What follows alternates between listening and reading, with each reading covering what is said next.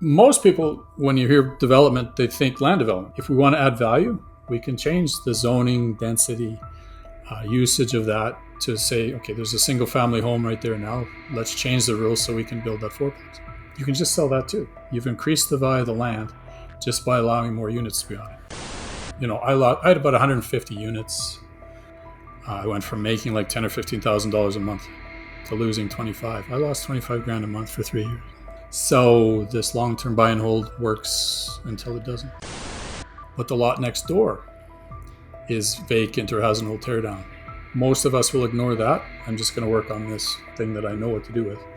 And now we've got an opportunity for lot assembly, right? So now I've got two lots. Instead of 50 feet each, now they're 100. Build a small apartment. Scenario 4 is I find a new house and I'm Garrett Wong, and this is the Investing to Win podcast.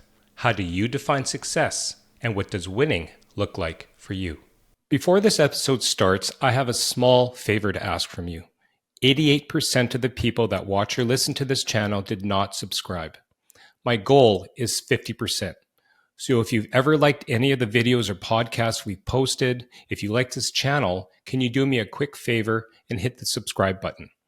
It helps this channel more than you know, and the bigger the channel gets, as you've seen, the bigger the guests get.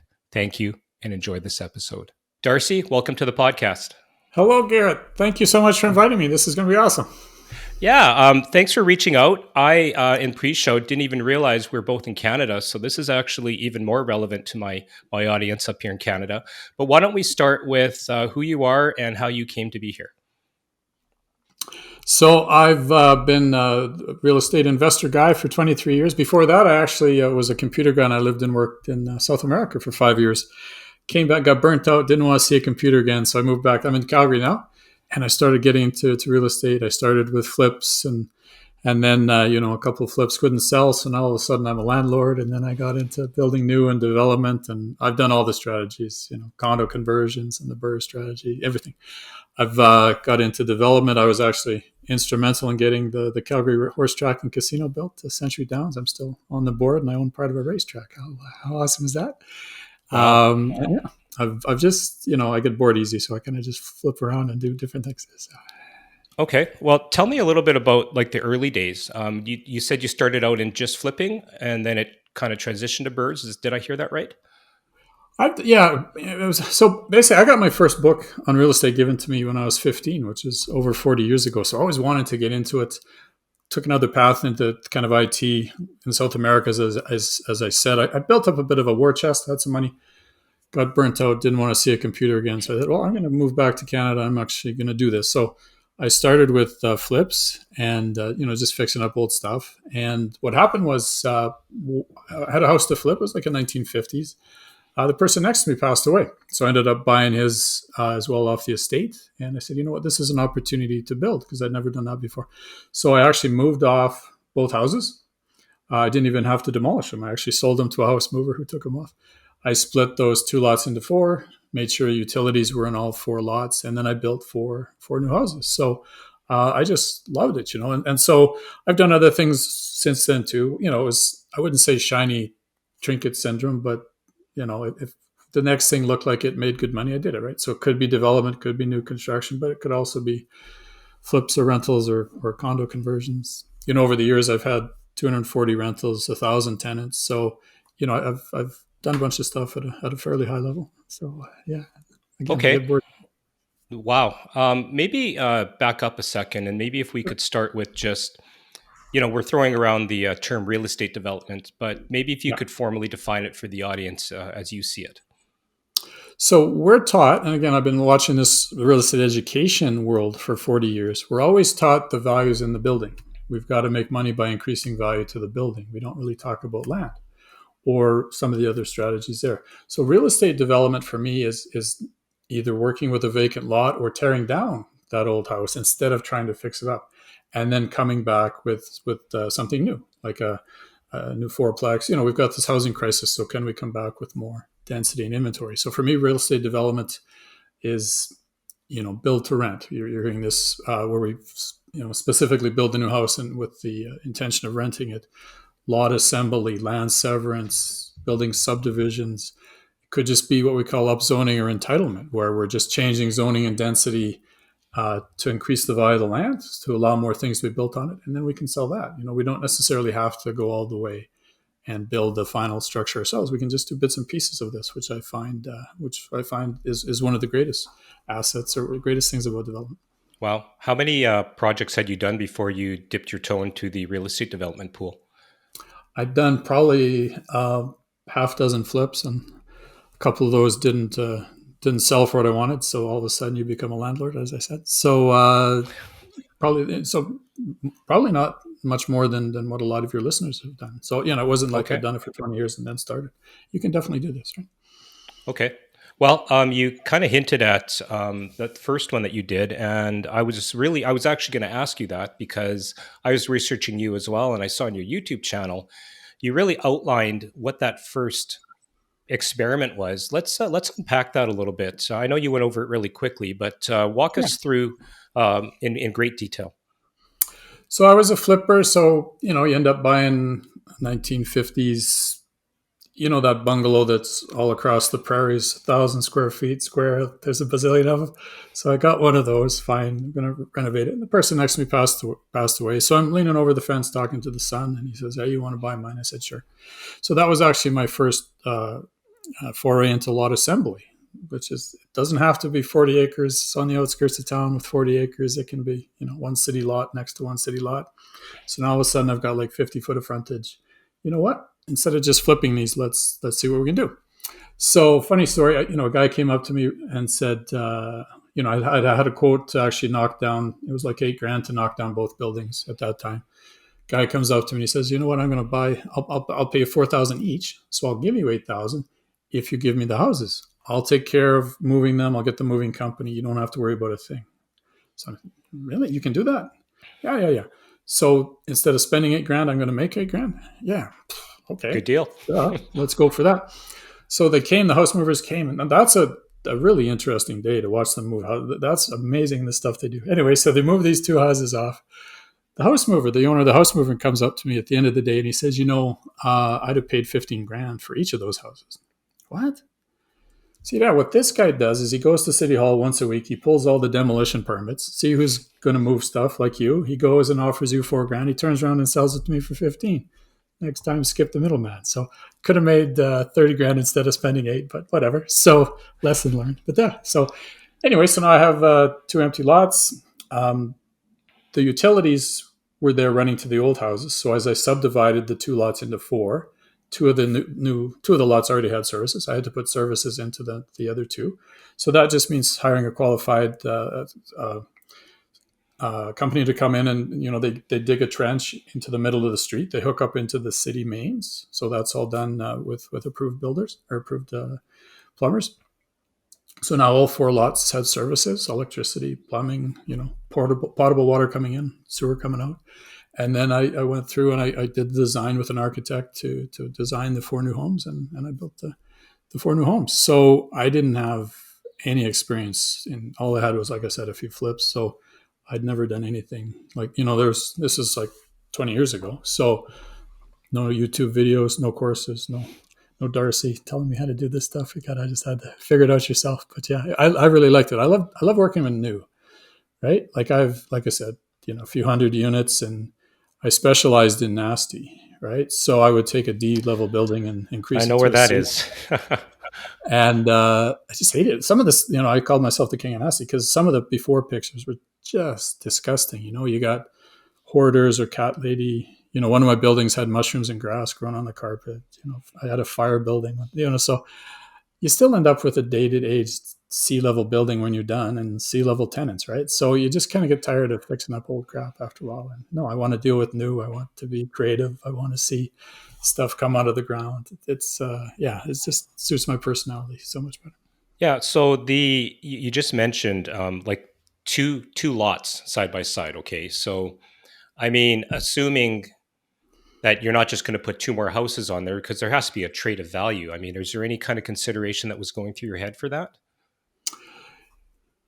Not as much that So they say God protects the naive and the stupid. I'm not sure which one I was, but anyway. So what happens is that's what we've done in the past, right? Again, we're taught the values in the building. So typically we take an old building, we fix it up.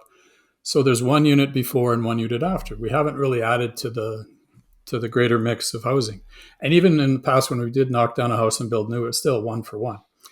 What we do now is let's knock down that old house and come back with greater density, greater inventory to help the housing crisis, for example, or just for the pure economics of it.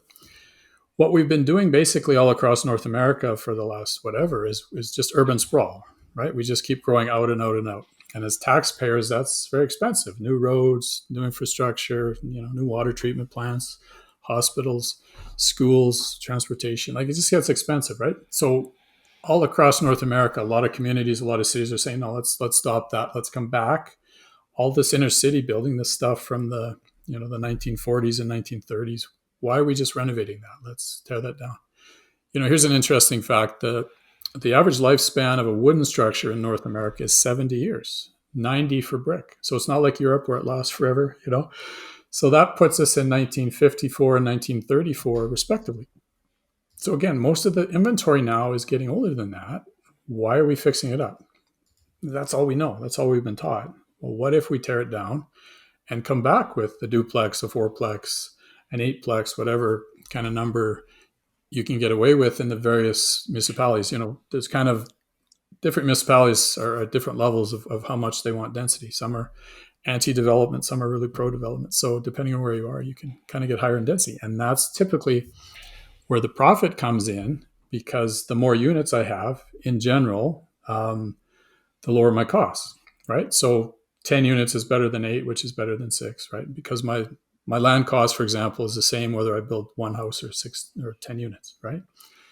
The architect, if he's going to charge me so much to design a fourplex, the bill isn't going to be twice that to design an eightplex, for example, right? So you get some economies of scale. So tear the old house down, and now we've got, instead of one house as a rental earning us rental revenue, now potentially we've got 2, 4, 6, 8 units now all bringing in revenue on the same lot. So again, increase the value of the land instead of the building. Okay. So the one-to-one really doesn't work unless it's truly just a tear down, right? And even then, I guess you'd have to be having somebody who really wants, or maybe you're building something bigger. Is that accurate? So typically, actually last week's, you mentioned my YouTube channel. The video I did last week was what are the best strategies to use in each of the, from all the way from anti-development to pro-development. What's the thing? So if it's anti-development, or maybe even your city is pro-development, but you've got a neighborhood that's really NIMBY, not in my backyard, and really anti-development, what do you do? So typically, if it's an upscale, let's say even on those really pro-development cities, you're not going to go into Richie Rich neighborhood, knock down the old house and build an eightplex next to all these mansions, right? So but what you can do is knock down old house and build really, really nice house. So $1 million for the old house, $1 million to build and sell it for 3 kind of thing. So we've done that for the last 40 years. But now can we look at that, usually middle class kind of neighborhoods where they're looking, closer to the metros and C trains and these kind of things. So can we get higher density that most cities and towns are kind of looking for now to increase that or help that housing crisis? Okay. So you've done a lot of stuff. I mean, new construction, land development, lots, reconfigurations. What would you say are the a lot of the common challenges that you've encountered?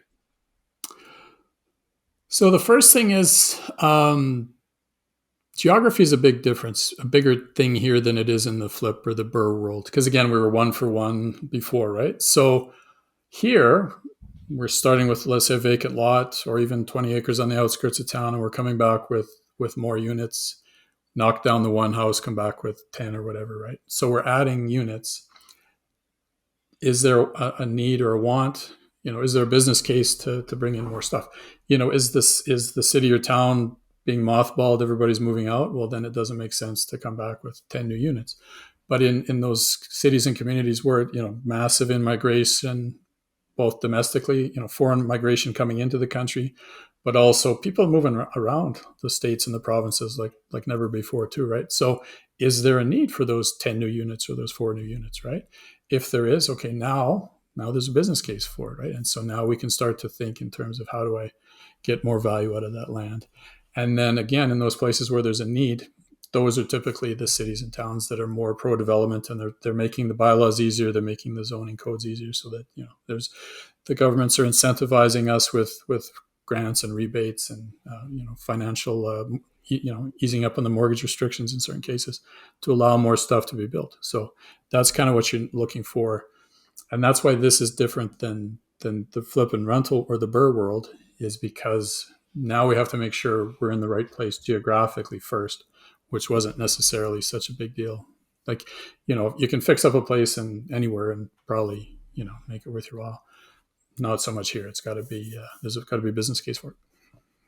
Interesting. You mentioned the flip and BRRRR world, which is my world, and I would probably say the world of the majority of my listeners. Let's do a comparison here. I know you love to compare that. What are the pros and cons of each strategy? So I don't have too much good to say about the oil world. To be honest, like I said, I just got tired of nasty. I got tired of Class C tenants and all this stuff. So I've sold all my rentals. Like, I used to have 1,000. I've had around 1,000 tenants. I don't have any rentals anymore. Again, I don't like old. I don't like nasty.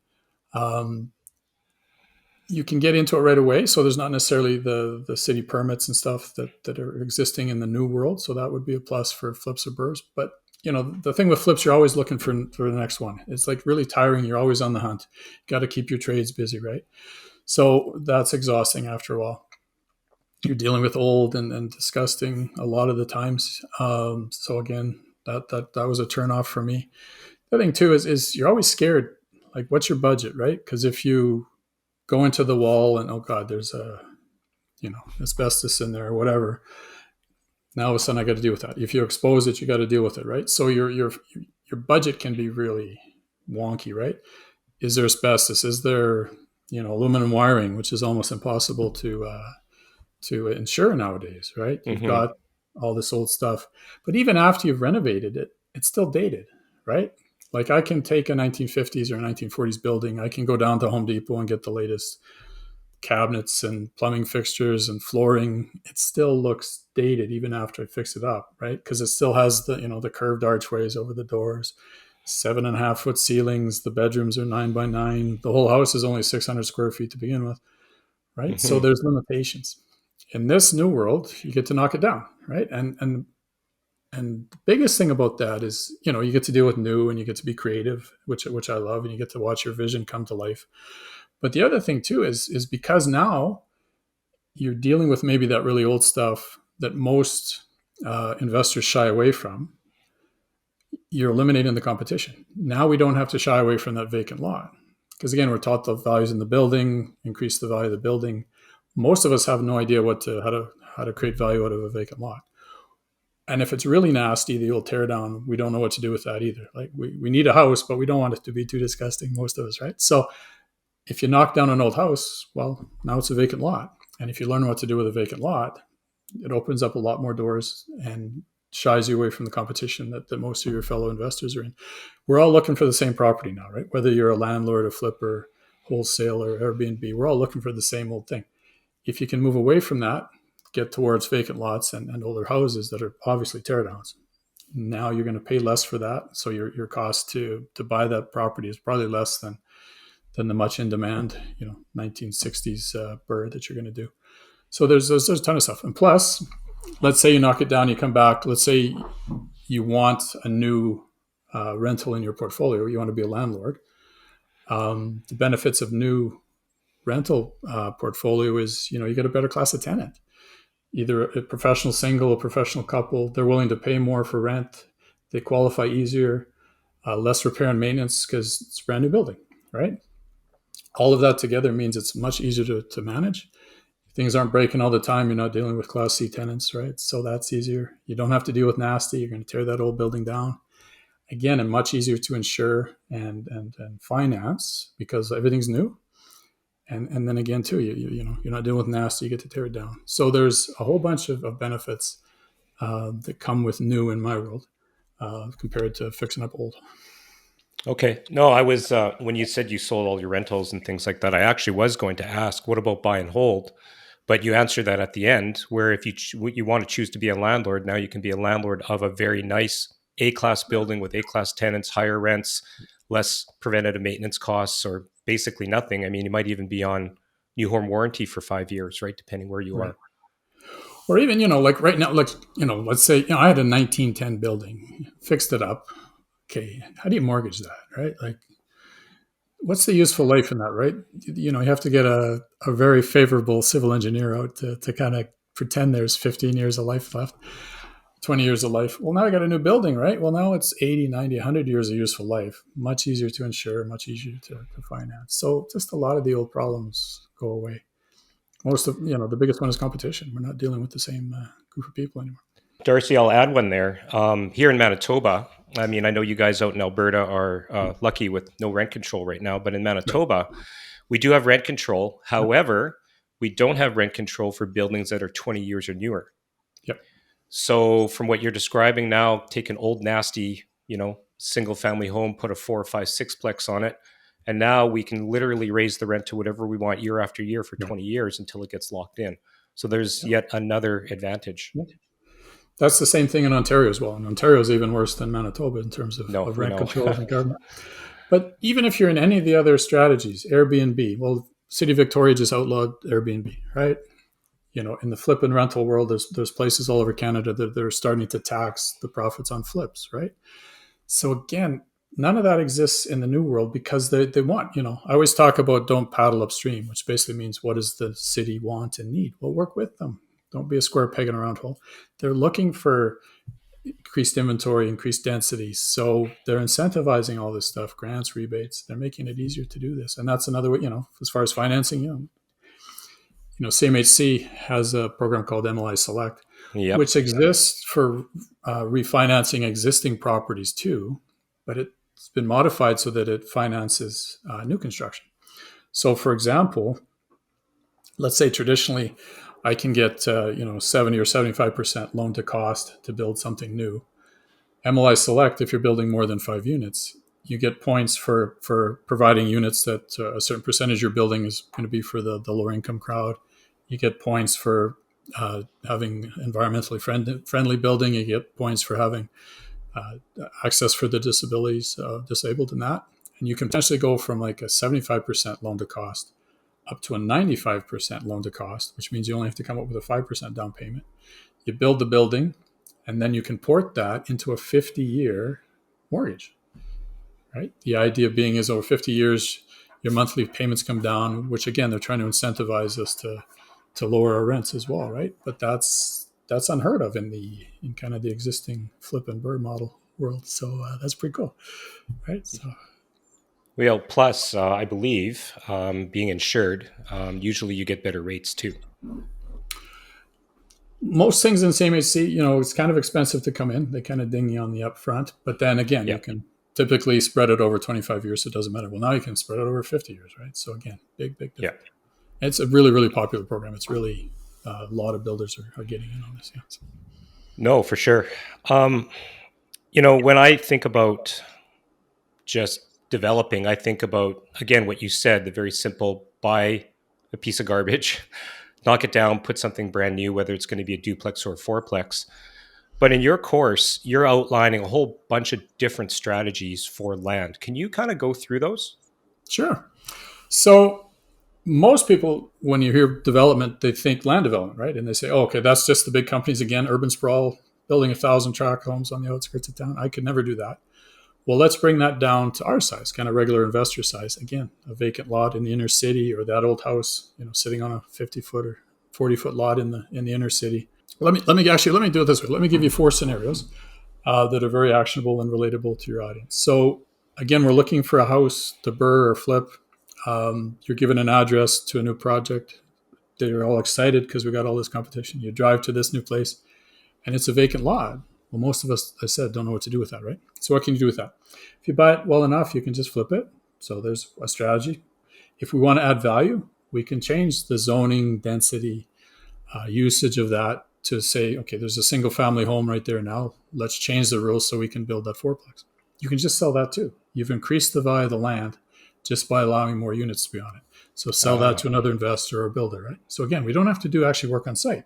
So for those of you that think this is too hard or I need construction experience, there's paperwork only kind of strategies there too, right? The next step is we can actually have our architect design that fourplex, get the building permit approved, and now we've got a shovel-ready package to sell to a builder. Again, vacant lot, just paperwork. We don't actually have to do it. If we want to do some work on site, we can split the lot in two, make sure both utilities or sides or have utilities, like I did on my first project. And now we can sell service lots, right? We've taken the work out of a lot of it. So now there's two young couples potentially could buy those and actually put up their own little dream homes there, right? And then the final thing is you can actually take it all the way through and build that fourplex yourself. Scenario 2, you're given an opportunity to go to a new purchase. You go there and it's a teardown. And this is too hard for me. Most of us will just keep driving. But if you know what to do with that old teardown, that's an opportunity too. So here's the secret. If you tear down an old property, you get a vacant lot. And I just told you what to do with a vacant lot. Right? So now we don't have to be scared of that 1910 piece of crap. We don't have to fix it up or drive by. Option 3, we're given an address for a new project, and there is a house there that we can deal with. Perfect. But the lot next door is vacant or has an old teardown. Most of us will ignore that. I'm just going to work on this thing that I know what to do with. But now we've got an opportunity for lot assembly, right? So let's see if we can buy that like I did, right? With the 2 lots, my neighbor that passed away, right? So now I've got 2 lots, instead of 50 feet each, now they're 100. I can potentially get all the paperwork together to build a small apartment. I can subdivide that or I can, potentially, subdivide that into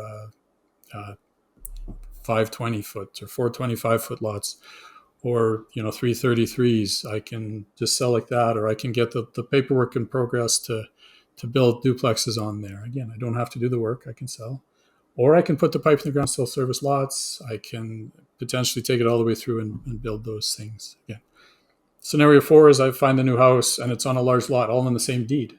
Again, most of us would ignore the land, the excess land. How many of your listeners actually have an existing apartment portfolio?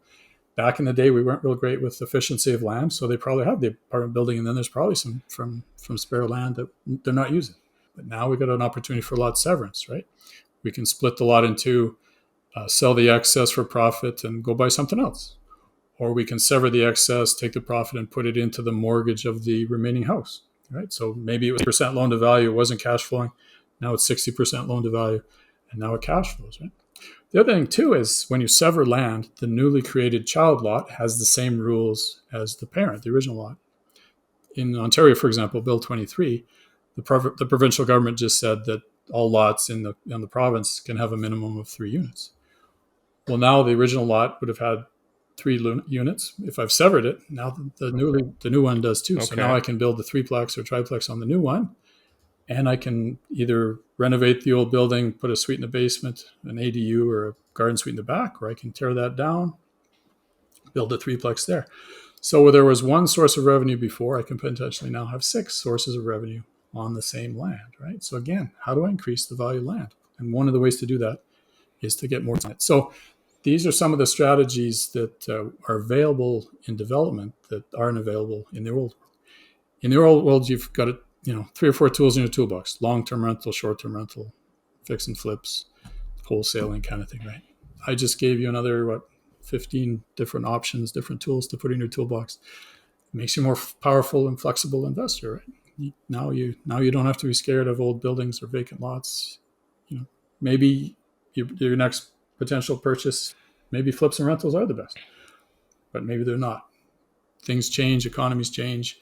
Now you're able to kind of go with the flow, and you're much more powerful in that way. Wow, so much to unpack there. Let me dial it back a few minutes. I had questions, but you were rolling. I didn't want to interrupt you. So when we talk about the various levels, right? You said bare land, and then maybe we're going to subdivide it and sell that, or we're going to get some plans, or actually knock it down and sell that. Get some plans and sell that. Subdivide it and sell that. I mean, I imagine there's an increased value for the work that you've done, even at the paperwork level here. Can you kind of maybe give me some anecdotal anyways, they don't have to be exact numbers or anything, but what are the different values, in terms of those different Yeah, levels? I'll do that in a sec, though, just to kind of unpack it a little bit. So again, we're taught the values in the building, not the land. So how do we increase the value of land? In the old world, I have to finish the renovation. I have to finish, I can't half finish a flip and expect to sell it for profit. I can't half finish a renovation and expect the renter to move in, right? I got to finish.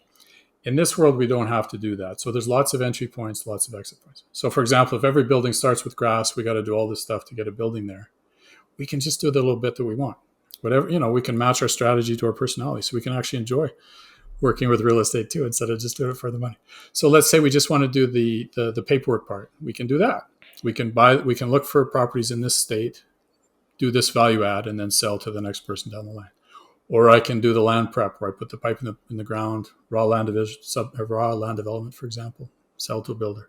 Or if I really get a charge out of building that fourplex, I can look for stuff where the pipe's already in the ground, all the paperwork's done, and then I can build that. So some actual numbers, I had a student that made $135,000 in 3 months just by doing the paperwork strategy. Had another lady, another student, of course, here. She just phoned me on Friday and said, "Darcy, that we're talking to her. That property that I got. I also teach 11 different ways to potentially partner with the seller, so you don't have to buy that old house." She did that. She got like 8 months extension. She was going to go and just do the paperwork only. At midway, she decided, no, I want to actually build the new fourplex. Perfect. So she's working on the development permit. And now she's just a couple of weeks away from getting the development permit approved. She phones me up and she said, I was talking to a realtor. He says I can sell it and get a $400,000 profit once the development permit's done. Should I do that?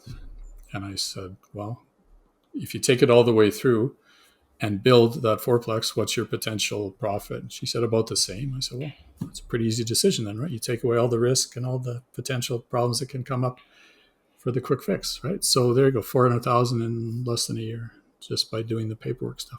Now, I'm not saying that. Well, Yes. I was actually going to just sorry to stop you there, Darcy. I was just going to ask, because when you're at that stage of whatever you've got, either you put the pipe in the ground, to use your expression, or you've got plans made or whatever, like you haven't physically started building yet, and yet it's going to take a year to a year and a half to put up that fourplex or tenplex. I mean, it has to be worth it for that developer, or they do literally Right. want to do a buy and hold project, because if at the end of the day, by the time you have your holding costs and interests and project management and everything else, it has to make sense. I guess you probably just teach your students Yeah. to evaluate every deal And that so way. again, you've got all these entry points and all these exit points. So what do you want to do? What makes sense to you? Being in Alberta, we've got massive booms and unbelievable busts. We just came out of like a 6-year recession from 2016 to 2021. Unbelievably awful. My biggest thing now, one of the main things you'll hear me repeat all the time is in and out quick, right? Like just, I don't want to be in. So that's one of the thing about long-term rentals. I don't like being potentially owning this apartment building for 10 years, right? I don't want to have to potentially, you know, you and I just met, you're going to be a JV partner in my deal. I barely know you and we're going to be in bed together for 10 years, right? Like that a lot of time works out well, a Right. lot of time not so much, right? So what if, there's an opportunity, Curtis, the guy that did the 135,000, he also, so he works with a builder, and the builder specializes in 2 or 3 communities here in Calgary. He can find the land really cheap. Curtis comes in with the money, and they can do all these different strategies, right? Sometimes they just flip the land. Sometimes they put the pipe in the ground, sell service lots. They've actually gone ahead and actually built, and basically it depends on the project itself. It depends on the economy. It depends on what they think they're doing. But they can actually go ahead. It takes about 6 months, even less now, to get the permits, and about 8 months to physically build 2 houses.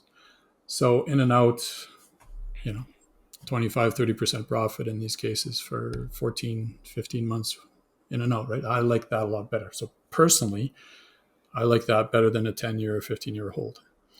So it's what you want, what fits into your portfolio. Um, we always talk about legacy at these conventions. I want to leave a legacy for my kids. Here's a little tip. Your kids don't want your 1950s piece of crap. Sorry to break it to you. Sorry to be the bearer of bad news there. I got kids 25, 26, 27. They don't want anything. But you've got a fighting chance if it's a brand new build and not so old, right? Um, so if you want, so what do you want? That's one of the things I preach kind of all the time too, right? When I first got into this 20 years ago, 23 years ago, again, you could either be a flipper or a landlord. That was it, right? So pick one. Okay, what are you doing? So what if you didn't like? What if you didn't want to be a landlord? Like I had 1,000 tenants. I never enjoyed the journey, right? I just did it for the money. My projects, my flips, my new construction, I was on-site supervisor guy all the time. And I literally went to Rona every day for like 18 years. And yeah, we all Oh, have, I've right? been there. And so you just get bored after a while. I've renovated like a few hundred suites. After the fifth or sixth, they all look the same. In order to make this work on the flip side, you have to use the same paint and the same fixtures and the same flooring so that if you're renting them out after, and something breaks, you can get it quickly, or it's just your crew gets used to it if you're flipping it, right? Well, you get bored of that. Like I had an off green color, Hmm. an off brown, and an off gray. Like that was it. Like two or three different colors of flooring, right? Like that's it. You get bored of that, right? So here you get to be creative, you get to work with new, you get to design stuff. So it's just lots of benefits. But it's what so I teach, match your strategy to your personality. So what do you want to do? Do you want to be in and out quick? Do you want to just do the paperwork only? Like I'm doing stuff personally, I've done stuff in 9 different jurisdictions in Alberta. I don't know that Canada has too much left to teach me. So I've done a money raise and I'm actually looking to do a raw land development, building a subdivision in Houston, Texas. So I'm not going to build the houses. I'm just going to buy the land, permitting, put the pipe in the ground, build the internal road, sever them off into smaller units, and sell that to a builder, right? In and out, theoretically, in 18 months to 2 years, right? I like that much better. So, So I was going to actually ask you about that. I saw you on that on your channel as well. But just to back up for one small second, when we talk about, I mean, I'm always been a burr guy, right? I've done some flips, but they've been okay, but I very much liked the buy and hold strategy. What would you say to somebody who would maybe challenge you to say that the buy and hold, or you've got the tenant paying down your mortgage and you've got that massive ROI each year versus your in and out? I mean, are you just literally saying it depends on what you how want? did your burr work out when interest rates went up 3 times? You got it at 1.9. Life's good. When you went to refinance it, your payment is literally 3 times higher than it was. Touche. How's that working out for you? Yeah. Well, I mean, I have a management company with 400 clients, and yeah, they're feeling pain right now. Right, last two three And these years, it's been gurus that awful. go, the value of your property always goes up. Bullshit. You come to Alberta from 2015 to 2021. You talk to me about that. Yeah. In and out Yeah, quick. In and out quick. yeah, I'm not saying, I yeah. have this, No, I got I a hear cheat you. sheet. What's the best thing to do with this property cheat sheet? And I'm not saying that you're never going to burr or flip again. So like I gave you those numbers, 70 years for wood, 90 years for whatever. So in my world, 1970 and newer, keep doing the flips and the burrs and the fix up because they're not end of useful life. 1950 and older, tear it Right. down. Now I'm not talking about things that are historically or architecturally No, valuable, of but course. that's a very small percentage of the old crap. Most old crap is just old crap. So 1950s and older, tear it down. The 1950s themselves and 60s are kind of a gray area. Does it have one more renovation left in it, or is it better as a teardown?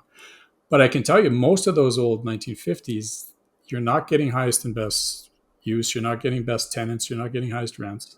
So can you renovate it enough to bring that up significantly? That's a you call. That's a project by project kind of thing.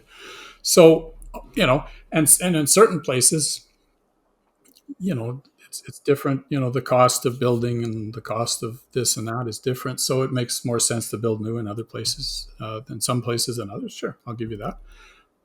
But it's all what's the best thing to do here? What made sense last year may not make sense this year, or vice versa. What strategies weren't working last year now may be working again. By having all these tools in your tool belts or your tool belt, now you've got options. Now I can, okay, here's what's happening now in my town. What's the best thing to happen? this. Okay, so I ride that wave for a couple of years. Well, that's not working anymore. Let's flip it around. That also gives you the opportunity to go somewhere else, right? Like, okay, I'm interested in Houston, so Mm-hmm. I have to learn a little bit about what's different in Houston, but not a lot. There's not a ton of education. So now I've got the confidence to actually go do this anywhere. Right? So again, that helps me become recession proof, or more so. So I'm not tied to any one thing. Okay. So, I mean, I've kind of structured my entire portfolio and I guess my life per se as an entrepreneur, because I don't have a pension, to kind of buy those. I'll give you just a classical plan that everybody I'm sure is aware of. Buy those 10 houses, get them paid off, and now you don't have mortgages. Now you're making 15K a month by the time you're whatever 55, 60 years old. That's a very simple Yep. traditional BRRRR strategy. If you're going into development, obviously very similar to, like, I used to be a realtor. I mean, the money was great, but as soon as I stopped selling, the residual income comes in. What do you advocate even for yourself if you're not into long-term buy and holds? So again, I like projects. I like a beginning, a middle, and an end. I like to be in and out quick. And it took me a long time to figure that out, right? So it's different for all of us. But on your properties, what's your average monthly cash flow? Well, on a single family, I think Right. a couple $100, So right? now, just real quick math, for most of your listeners, okay, for you to retire to quit your 9 to 5 at $200 a month per unit, how many units do you have to have in order to do that? A lot. Yeah. Right. Well, I think to my point, if you've got your 10 houses and those $1,300 mortgages are gone, then your Right. 200 should turn into But 1,500, right? 10 houses, that's where I got my 15K. But of course, you have to but the pay key those word off there is somehow, if you've got right? those 10 houses. If your listeners are Correct. just starting out, um, how many units do you need at $200? A lot. Do you have the money to buy all those houses? No. So now A I got a lot. JV partner. Okay, well now the number of units I have just doubled, Yep. right?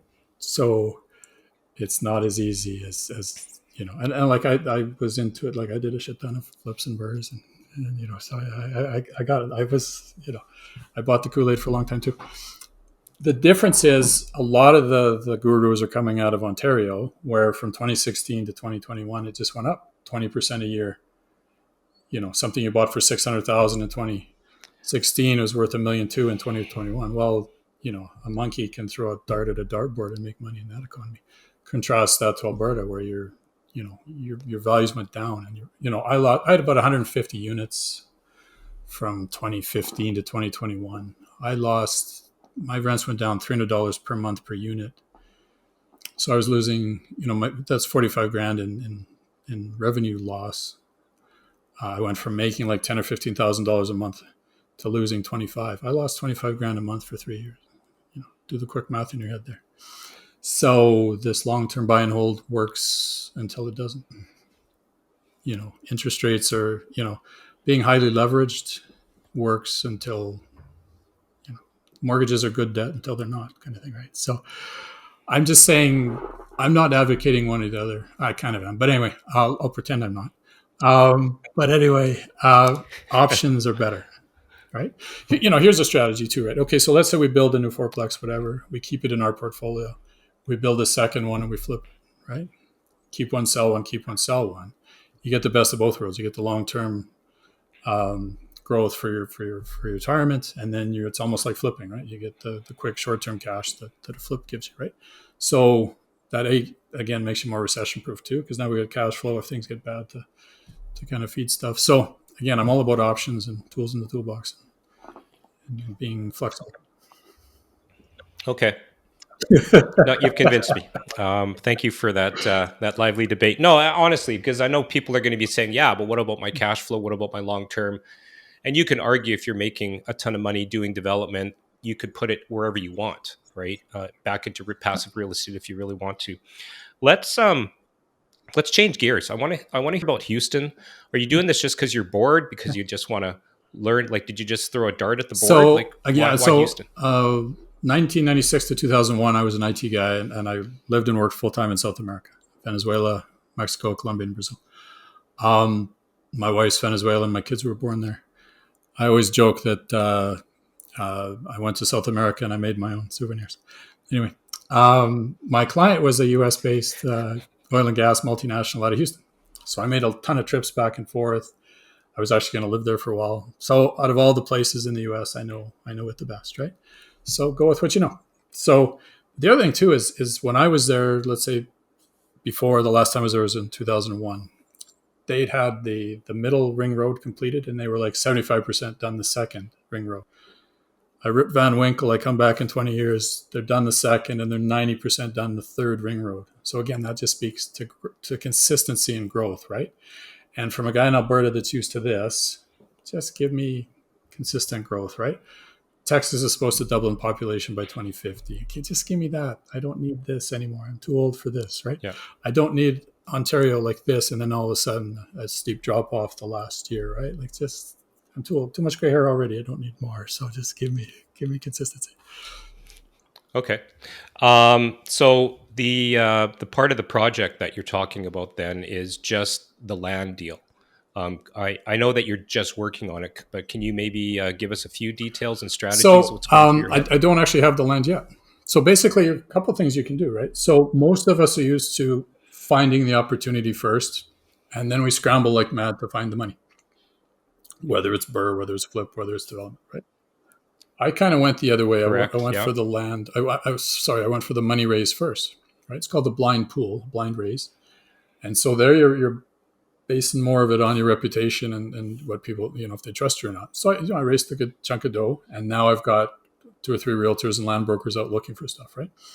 So I can potentially, it's getting harder and harder to, let me back up a bit. So another reason for that is it's getting harder and harder to buy larger buildings, larger pieces of land without the money in the bank, right? Because the seller or the seller's realtor is saying, okay, you're going to tie up my property, my client's property for 4 or 5 months, and you don't have the money. And even in the, if you're buying larger multifamilies, that's a thing too now, right? It's getting more and more common. No, you got to have proof of funds. I got to know you're real. So that's another reason why raising money is becoming more important, kind of on the front end. Now that I've got it, now I'm a lot more flexible too, right? I can buy, just an example, in northwest of Houston, land's gone crazy. It's like $250,000 an acre. Southwest is 30 or 40, for example. Out in the east, it's cheaper. So I can buy more land depending on where I'm going, right? And now I'm not going to build the houses, but the houses will be of a different kind of quality as well. Maybe I can only afford a very small chunk of dirt, but maybe that's more suited for a multifamily apartment, right? I don't really care. I'm not married to anything in particular. What I'm doing is basically the plan is to buy land, get the permitting and zoning done, do the stripping and grading, put the pipe in the ground, ready for whatever builder is going to build whatever they're going to build, right? So that's the exciting part to me too, is I get to be creative. Here's the other thing about building new too, right? Is let's say I'm just going to do the paperwork only strategies. Well, I need engineer, surveyor, planner, lawyer. That's what I have 2 or 3 people that I need to put pipe in the ground, do a raw land subdivision, 10 to 15. To build a new house or to do a BRRRR or anything, there's 50 material suppliers and contractors. So the more you go, the more people with their hands out asking for money. Hopefully there's some left for you at the end of the day. And there's also a risk of time, right? Because it's taking longer to do all that. So I've done larger developments in the past, and I Yes. did the whole thing. Yeah. And what I've learned is to phase it, or at least just pick one, of the 3 strategies, kind of the paperwork only, pipe in the ground, building. On large projects, just pick a lane and go with it. Don't try to do the whole thing. In and out quick, right? So you can minimize your chance of risk of time, and the economy's changing and government's changing. So it's all about flexibility and time for me. That's kind of some of the things I've learned over the years. Okay. One of the questions I was going to ask you is how does a newbie who is like myself, a flipper guy, transition? And I know you have this course. Why Sure. don't you give yourself a plug here and tell the audience a little bit about why you're doing No, the course? Because I've never heard of it anything is, like yeah. it. Like I think it is quite I said, unique. I've got my first book given to me when I was 15, 40 years ago. I've been watching education for years. All we talk about is flips and rents. 10 years ago, rent to own was a big deal. Then it kind of went away. Now, Airbnb arbitrage is big Mhm. the last 4 or 5 years, but that's getting harder to do. So, but we're always taught again, values in the building. So nobody's really teaching how do we deal with land? How do we increase land? How do we get highest and best use? And now that most of our inventory is older, how do we, and the values in the land and not the building, how do we profit from that? So that's what I'm trying to do, give people options, give them more tools in the toolbox. So now you're not just stuck on the old stuff, because again, we're all just looking for the same property. And there's massive competition all across most of North America. Now you can't cash flow a single family home. Saskatchewan, or New Brunswick, Ohio. But other than that, not so much. So we're all going to multifamily courses. We're all trying to find that apartment. Dirty secret there is once you're done the course, there's nothing to buy, right? Because if you've got a multifamily that cash flows, you're not Yeah. selling it. So these things don't come on the market very often, right? Until dad dies and the kids don't want it, right? And so now it's a 1950s thing that needs a lot of love. We're all going after the same property. So if we can differentiate ourselves, learn what to do with vacant land, learn what to do with that tear down, like we talked about the 4 scenarios. Now we're talking. Now we can do some stuff. Like I said, 70 and newer, perfect. That's probably still the old world, no problem. But now we can separate ourselves in the competition by learning what to do with the really old, nasty stuff.